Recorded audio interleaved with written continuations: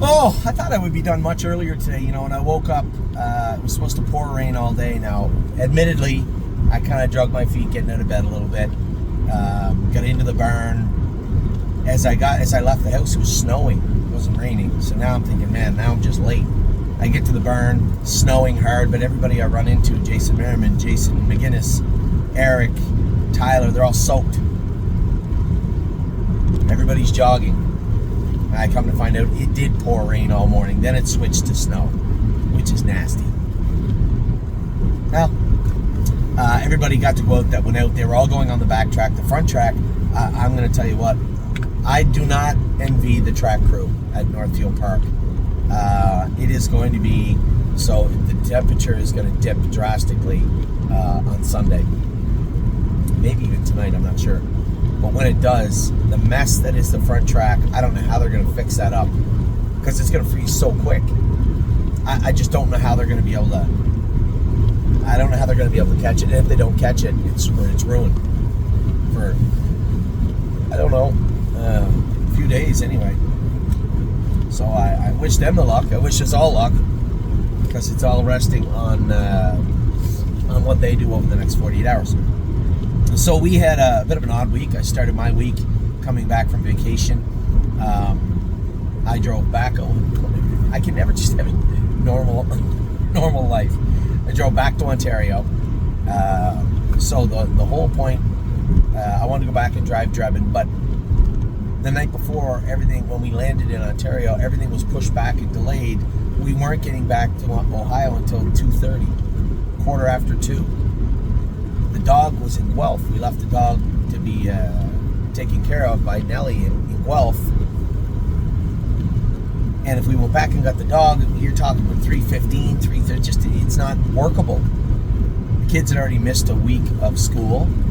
I know the teachers probably weren't happy about it.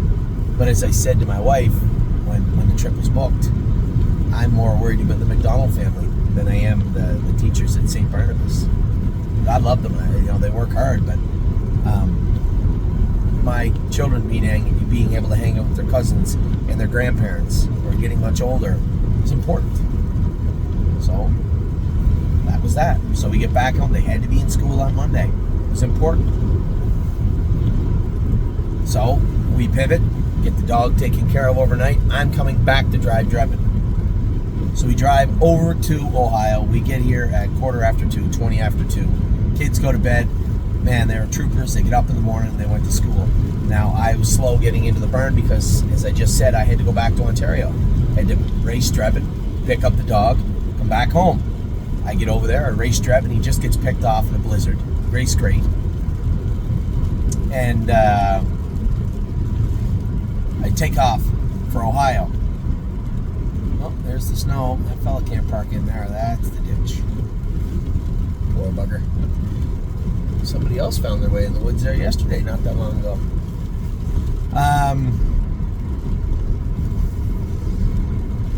I look at my phone when I get off, and I know exactly what happened. You want me to tell the God's honest truth? I wanted to grab Starbucks on the way home. There's no Starbucks around Mohawk. Now, if I had been using my head and factored in what was very important also was to pick up the dog, all would have been fine. Starbucks beside my house is open until 10:30 or 10 o'clock. I could have picked up the dog, got Starbucks and left, but no. I leave. Closest one's in Burlington. I down through the back roads, get onto the QEW. I don't get to the one in Burlington because it's kind of off the beaten path. So I go to the one on the QEW towards the border, almost to Grimsby. For those of you in Ontario, you know how far down the 403 I got. As I leave Starbucks and take that first sip of my drink, an alarm goes off in my head. I look down at my phone, forgot the dog. Had to go all the way back to Guelph, 40 minutes. Now, instead of getting home at 1:15 or 1:20, now you're at 3:15, 3 o'clock. I was so mad at myself. I picked the dog up, and I'm driving towards home. Now, I'm going past Angola. It's a long story. It's almost over. Going past Angola, for those of you who know, it's on the I-90 heading west, I believe. And I pull in. I think to myself, I get half a tank in Buffalo. I got a 3-hour drive. That's almost at empty. That's not very nice for Amy. She's got to wake up in the morning, take the kids to school on an empty tank. You know what I'm going to do? I'm going to fill up an Angola really, really quick. That way, at least she has a half a tank when she gets up in the morning. I pull in Angola. I remember the little nozzles don't have the clicker on them. You gotta hold your hand. Well, I'm gonna run in, use the bathroom quick so I don't have to. Straight shot right back to Brunswick. What I always do, I just take my clip that has all my cards, my Nexus card, my credit cards, my bank cards, everything to my name is in that clip. I just open it up, put the clip in, go, away you go. Get back to Brunswick, get up in the morning, get in the car. Where's my clip at? I must have left it under the bed. You know what? I don't need it. I'm just going to the barn. I'm coming back quick, and then I'm going. Now I'm done for the day. Back home, clip's not there. Amy said, "You said you stopped at Angola. You didn't by chance wedge your card clip in the nozzle, did you?" It was literally like somebody lit me on fire. Immediately, I knew where the clip was. But the weird thing was that Angola gas station is under construction. You can't call in. There's no phone. I checked. You can't call anywhere. I even called the one down the road. Somebody went and checked for me. I put it on Facebook. A friend lost their card clip. A friend was me. Anyway, nowhere to be found. So I spent the rest of the week racing at the Meadows, going to Northfield. Then I had to go to the BMV in Ohio. Had to take my passport, my O1, everything, get a new driver's license. Got my credit cards canceled. Sent new ones out, but they're all going to Ontario, by the way. Thankfully, I had my passport. So 7-minute story that you've already heard once. Sorry about that. So that's how my week started. Drebin raced great, finished second. Watch Your Mouth just got picked off. And Trevino and Green, I know a lot of people said he looked bumpy, but I can't tell you that he's super fast because I can't tell yet.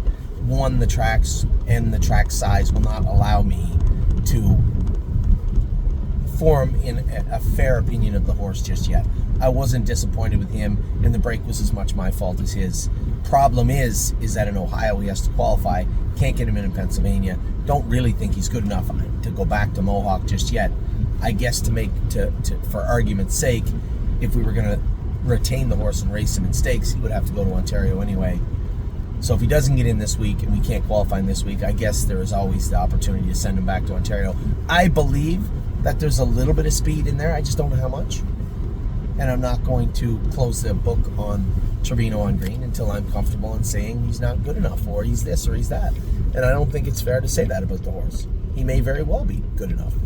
Stretched out on a bigger track, maybe we'll trot 57, 58. Maybe that'll turn into 56. Maybe he'll be an okay Nommers of 2, Nommers of 3 grassroots type horse. I have no idea. But the Trevino on Green I see right now to that Trevino on Green that we need him to be, that's not a huge distance. It might seem like it is to you, but it is not. So I'm not passing judgment on him. Wednesday, that's my fault. Memory and imagination. What kind of mile did he go after the break? Break was my fault. 6-horse field, I didn't need to hold position. Should have just, rather than having my eye on the 3 or 4 hole, should have just taken the 5 hole that was given to me and win the race, or be very, very close. Instead, I tried to hold position and be cute, and I put him on the run. That was on me. Now he's got the 6 hole in a 6-horse field. Don't have to worry about holding position on Wednesday. Looks like Money raced great. Thought he raced very, very good. Irresistible Sun, obviously there was a power outage there. Jason was drawing his blood. Now, I did not talk to Jason about his blood, but he has him back in to go, so obviously he and Dr. Latessa believes whatever they saw in that blood work, they can fix, and I tend to agree with them. Both know what they're doing. I thought Leggy raced good her first start. I know, you guys, a lot of them out there, whether it be Harry didn't know if she was good enough, or that qualifier, or whatever. I saw people scurrying around trying to sell the shares of Leggy. Shouldn't have done that. I'm not saying she's a killer. She's a decent filly. I like what I saw the other day. And the Lover's Play did what she could. And the book is closing on her soon, but that was that's been long in the works. Patrick the Piranha, disappointed with his effort today. He's back at Northfield Park now. We're going to race him at Northfield his next start. He did not get in next week. And actually, I thought I'd spoke to Jason, but I spoke to Jason in this platform. Jason doesn't go around watching my videos every day. I didn't speak to Jason in person or send him a text saying, hey, do not enter Patrick the Piranha. I'd like to race him, give him a week off, work on whatever's going on with him, get him shod, and get him in to go. So thankfully, he told me today, he goes, oh, by the way, Patrick's not getting in next week. Yeah, I know, that's cool. I didn't want him in next week. So it worked out good. I saw him in the stall today. He looked like how he raced.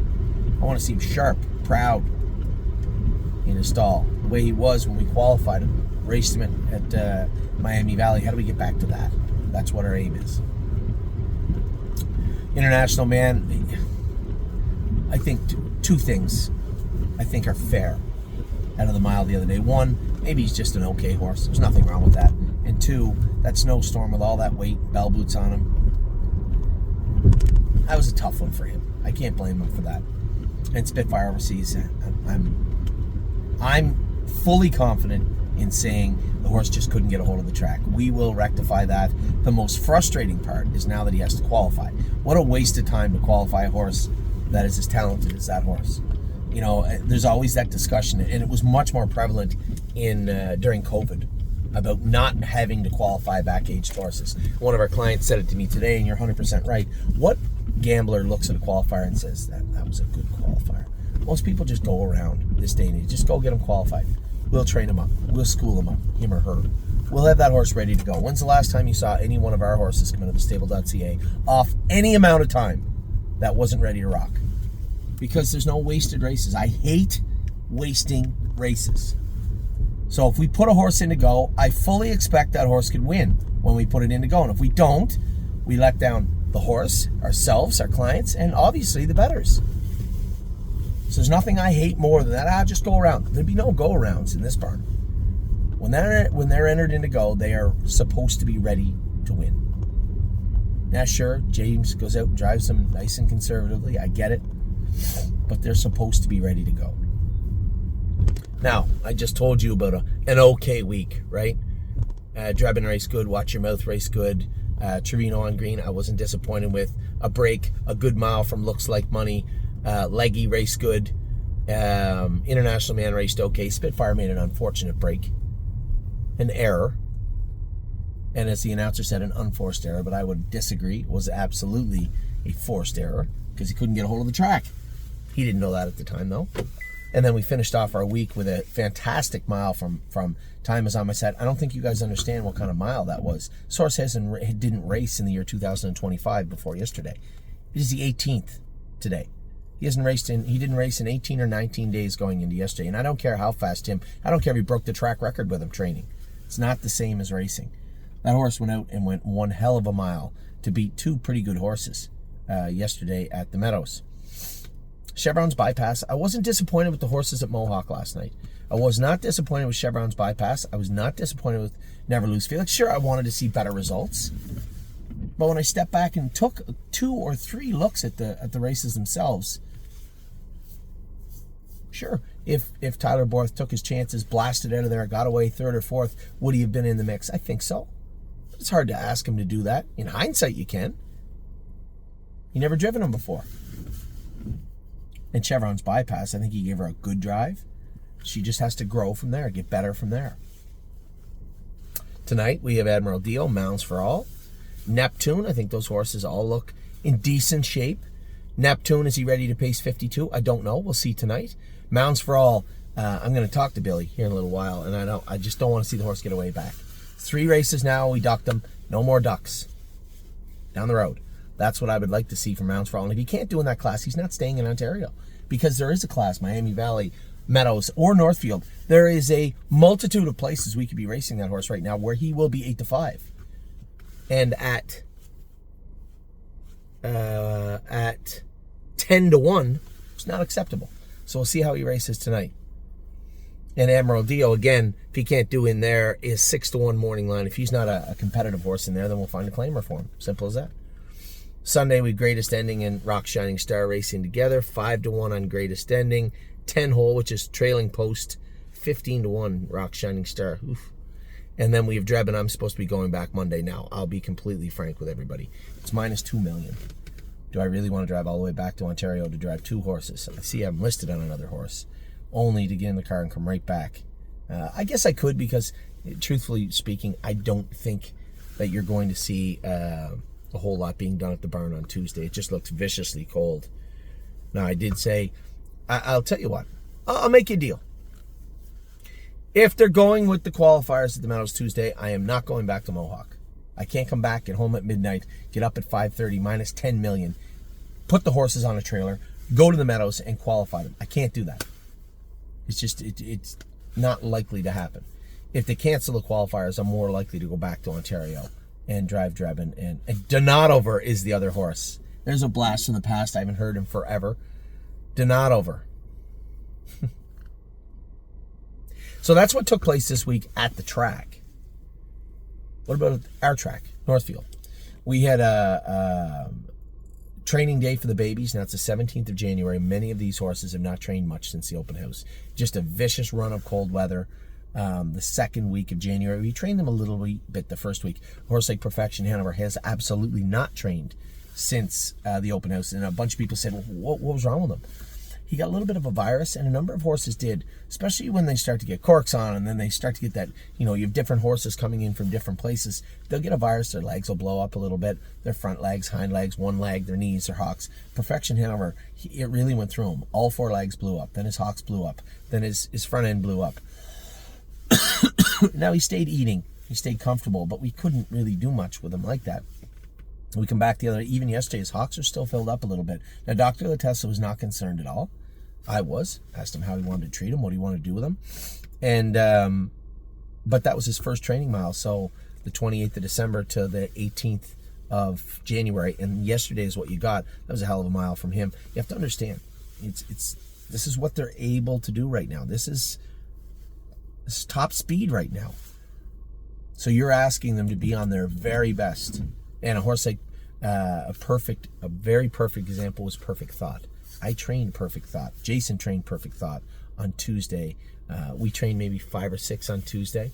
And not shockingly, some of the 5 or 6 best trainers on Tuesday were the horses, or on Friday were the horses that trained on Tuesday, right? Because they weren't short. They were ready to go. That's what they were able to do.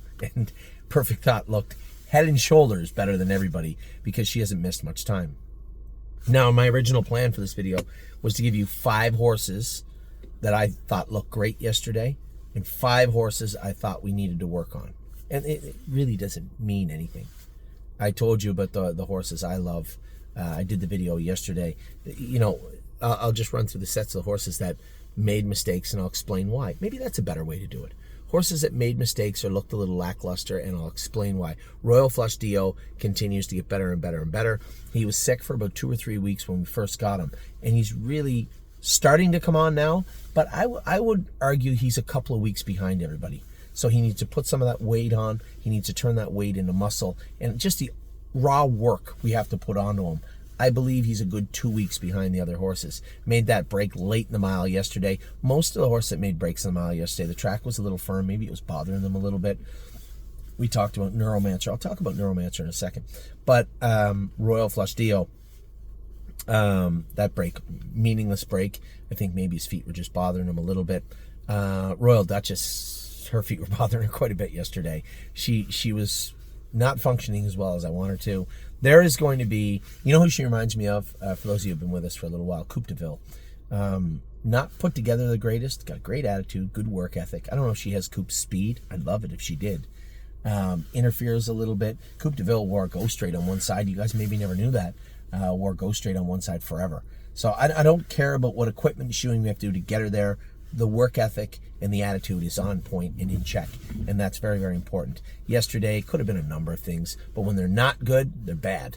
Those types of horses, you have to have everything dialed in perfectly, and when you do, they look really good. When they don't, they look bad, right? And that's just the way it is. So you're going to have days where Royal Duchess looks bionic, I think, and you're going to have days where she looks subpar, and that's just par for the course when it comes to the way she's built. And maybe the way she touches a knee, she's going to touch a knee. It's not the end of the world. That's why they make knee boots. But you're going to have days she looks bad and she doesn't. She's had more days she looked bad than not, but I've seen her look good many days. Tuesday she trained great. She looked very, very good. So we'll get her back going, get her good. Neuromancer, I had a great email exchange with Robert in Europe yesterday. I told you guys this. And Robert was saying, well, should we have maybe not trained him with that quarter crack on a harder track? You know, should he have just missed a day? Keep in mind, these are athletes. There's no missing days unless you have to. You miss a day, that's a day you're behind all the other horses that didn't miss a day. So add up all those days you missed, and what it comes to is a simple reality that you have to be physically, naturally better than every other horse you're against because they put in more work than you did. So, no. I'm more apt to say no. He's not going to miss any more days, and neither is anybody else. We jogged him today. Quarter crack didn't bleed at all. As I said, it was on its way out. The other one, he did have 2. The other one was gone a week ago. This one will be gone by the next time he trains. And Neuromancer, that wasn't the only reason. I would say it played a big role in his break late in the mile. But you can see how he just gets a little swimmy. How to explain it? Maybe that's not the best way for you to understand. When he really tries to bear down late in the mile, you just see him get a little rocky, get a little out of control, and he's just touching himself behind. So put boots on him. We're going to take those flip-flops off up front and see if he can go without them. If he can, I think you'll see a much better Neuromancer moving forward. Jailbird Jog just broke her head check. That head check needs to come up. That filly seems as fast as a car when I saw her go the other day. And really, that is the only thing between her doing good work yesterday and not, was that head check breaking. Go Strong Hanover just seems like a consummate professional. Happy with him. Judy's Money, same thing, man. That could be our breath of fresh air. It looks like she's well on her way to being that one this year. This was a horse that Amy picked out in the scratch and dent sale at the start of the season. One other horse that I had a ton of respect for that we got from that sale was My Jazz. So it's not like we haven't before.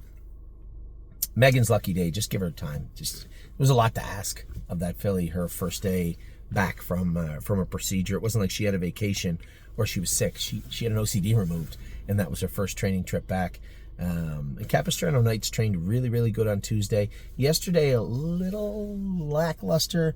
Was her feet hurting her a little bit? I want to say likely. Sweet Lake, this was her first day with corks on. Was January the 17th. She had an OCD removed and then come back. I trained her Tuesday without corks. She was good. But yesterday, you know, those first few times they learn to pace or trot with the corks on, there's a learning curve there. And I think that's what you witnessed yesterday. I was happy with everybody. Hanger One, somebody messaged me and said, Hanger One looked lame. No, he didn't. He was not lame at all. Hanger One is learning to use the trotting hobbles. A little stubborn. That's why he's going to be castrated. Him and Highest Honors Ideas. Hanger One will be castrated. Sterling Hanover will be castrated. AC/DC will be castrated. Those 3 horses will all be castrated for the same reasons. You've learned enough. You're doing enough now. You need to come forward. And if you're still pushing back and being stubborn, I can help you with that. And that's exactly what we're going to do with regard to Hanger One.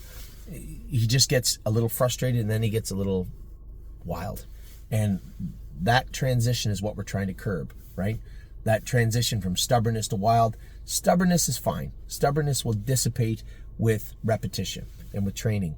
But the wild part we need to get away from. So we're going to castrate him. I like how he finished up his mile. A lot has to go into fixing what I saw in the first part of the mile. But the last part of the mile, he was quite happy with himself. Finished up his mile strong and looked really, really good finishing up. So there is a nice horse in there. You can see that. We just have to help him along. Rose Run Bobby. Amy was so mad at me. She goes, I saw your video. You think it's funny that the horse run away on me? I actually did. I thought it was a little humorous. When it comes to Rose Run Bobby, she's an Uncle Peter. This is not my first run-in with an Uncle Peter that's a little rambunctious on a training day. We just put an ear hood on her, put a check bit in her mouth, and I actually put a snake cord on her today. She probably doesn't need the snake cord. It was overkill, but listen, if you want to go way to the left, I'm going to go way to the right, and I'll meet you in the middle next week. And that's kind of how we were with Bobby today. She was fine. I took a little video of her jogging out back with Tyler and then sent it to Amy. She was perfectly fine today. Blue Rare, I love that filly. 4th set, Captain Doodle. Somebody sent me a message, said, Captain Doodle, still running all over the track. It looks terrible. Guys, relax. Looks terrible. The horse, literally, that's his first training trip back from having an OCD out. Just relax. I know it's frustrating to see some horses looking great. I need you to go back and look at the videos from previous years, right? Nobody looked worse than Aunt Lily in January and February. Looked terrible. gorgeous package, looked terrible. Arson the year before, wooden pace, even when he started out January, February into March, he'd make breaks. You had to get out of gear. I went with him for a while. He changed his gears, fooled around with him a little bit, and he got better and better and better, much like Solidarity. Just relax. You guys are seeing everything, right? You get to see the whole picture. You see behind the curtain. All the props, all the actors, you get to see the whole play unfold in every way, shape, and form. And when it comes to Captain Doolittle and Solidarity, this is part of the process. If you don't want to watch the process, then don't tune in. But this is part of the process, and Captain Doolittle is no different than a dozen Captain Doolittles that came before him. Steph's Hope was good. Amy said she just overtrotted herself again. This is another horse. First trip back from having a procedure done, taking OCD out in New York. We're going to put the hobbles on, little fella, help him out. I love this horse's attitude, though. He just seems like he's a little pit bull. He always wants to come forward. Leland Hanover was good, made a break late in the mile. I told Eric, too, running out a little bit, you see him get a little swimmy. We have been letting his hobbles out. We'll work with him, but again, maybe we shouldn't have let his hobbles out before yesterday's training trip and then asked Eric to go with them for the first time ever. Eric wants to walk them around and keep them quiet. I want them on their toes when they go. But that break in the middle of the straightaway finishing up, I don't think anything was going to help that yesterday, right? He just needs to learn to accelerate. That's his first time asking to be truly accelerate in training speed also. So I guess falls under part of the process. Alyssa Hanover was great. Uncle Danny was great. AC/DC, I think a couple little things went into the track, a little firm yesterday, maybe, yeah, and needs to be castrated. And there's no reason for him not to be castrated. So that's first and foremost. Perfection Hanover was awesome. His horse said hadn't trained in 3 weeks and went out and trained yesterday the way he did. He was awesome. Perfect thought, look, bionic. She was very good yesterday. Diosa Della Downs, I know Eric said, I thought she was trying to kick. She's just jumping over stuff, I would suspect, right? She's a dancing Yankee. I've seen 3 or 4 of them now, and they all seem to fit in this little cookie cutter. Now, thankfully, the majority of them have come forward and been pretty decent horses. The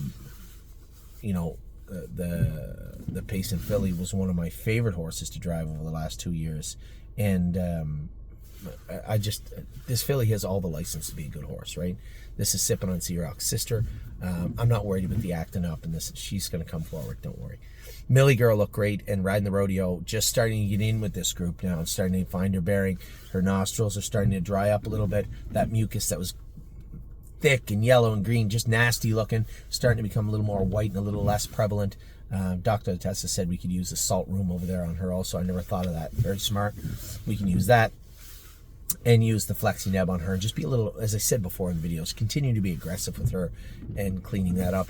And then in the 6th set, I couldn't stay for the 6th, but I was thoroughly impressed with Degas. I want to see her do better, and it just seemed like she was struggling a little bit at Christmas time. Jason said she was awesome. That was a mile and 2:51 by my watch anyway.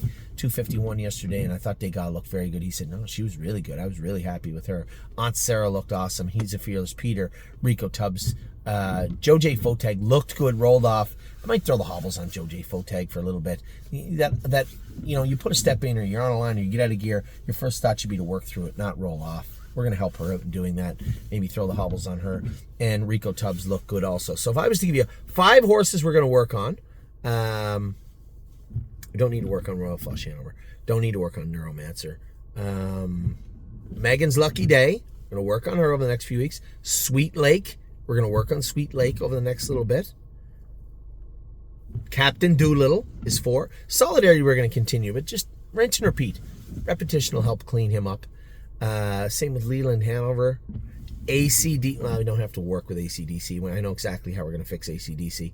And Joe J. Fotag. So I can throw a 5th horse on in the horse I said we didn't need to. Solidarity. There. I had trouble getting to 5 that we really have to work on over the next few weeks. 5 horses that were awesome yesterday. This will be a hard list to keep at 5 also. My Name is Swaney. How'd you like her? Told you guys. She was. I ran into Todd Luther yesterday, and this is his horse, right? Him and his wife own, I think, 1/4 or 20% of her. I said, you see the filly? He goes, wow, she looked really good. She's really starting to come around. And he's right. She is. She was awesome yesterday. Judy's Money continues to be super impressive. That was 2. Hanger 1 can also fall into both groups. Still got to keep working on him, but he was really, really good yesterday. Uncle Danny just continues to look amazing. Who is those? Solidarity look good. So we're at 3, right? 3.